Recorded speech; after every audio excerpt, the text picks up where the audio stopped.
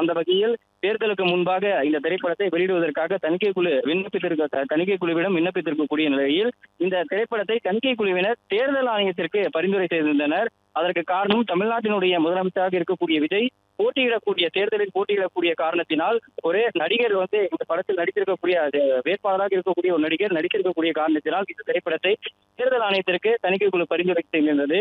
அந்த பரிந்துரையும் கிடைப்பில் இருந்திருக்கக்கூடிய நிலையில் கடந்த வாரத்தின் பொழுது மும்பையில் தணிக்கை குழுவினர் இந்த திரைப்படத்தை பார்த்திருந்தனர். இந்த திரைப்படத்திற்கு அதன் மூலமாக சொல்லியிருக்கக்கூடிய திருத்தங்களை மேற்கொண்டு படக்குழுவினர் தணிக்கை குழுவினருக்கு காதலித்திருக்கக்கூடிய நிலையில் இந்த திரைப்படத்திற்கு யூ மற்றும் ஏ சான்றிதழ் வழங்குமாறு படக்குழு தரப்பிலிருந்து கோரிக்கை வைக்கப்பட்டிருந்தது. ஆனால் படத்தில் அதிகமாக சண்டை காட்சிகள் இடம்பெற்றிருக்கக்கூடிய ஒரு காரணத்தினாலும் பல்வேறு முக்கியமான ஒரு காட்சிகள் இடம்பெற்றிருக்கக்கூடிய காரணத்தினாலும் இந்த திரைப்படத்திற்கு ஏ சான்றிதழ் தற்பொழுது கிடைக்கப்பட்டிருக்கின்றது. கிட்டத்தட்ட 3 மணி நேரம் 3 நிமிடங்கள் 11 நொடிகள் கொண்டிருக்கக்கூடிய ஒரு முழு நீள திரைப்படமாக இந்த திரைப்படம் தற்பொழுது உருவாகி இருக்கின்றது.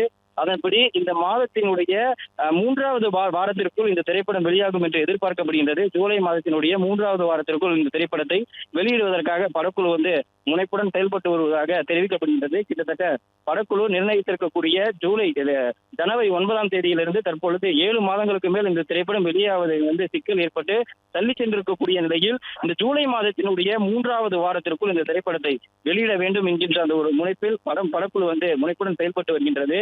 இந்த திரைப்படம் சட்டவிரோதமாக வெளியானாலும் வசூல் ரீதியாக எந்த அளவுக்கு பாதிப்புகளை ஏற்படுத்தும் எனவும் தயாரிப்பாளருக்கு எந்த வகையில் வசூல் ரீதியான சிக்கல்களை ஏற்படுத்தும் என்பது குறித்தும் இந்த திரைப்படம் வெளியாகும் போது மட்டுமே தெரிய வரும். அதன்படி திரைப்படத்தினுடைய சேட்டலைட் வியாபாரங்கள் அதே போன்று OTT வியாபாரங்கள் என்று இந்த திரைப்படத்திற்கான வியாபாரங்கள் ஏற்கனவே நடத்தப்பட்டிருக்கக்கூடிய நிலையில் இந்த திரைப்படத்தை விரைவில் திரையரங்குகளில் வெளியீடு செய்வதற்கான வேலையை தற்பொழுது படக்குழுவினர் மிகவும் மும்முரமாக செயல்பட்டு வருகின்றனர்.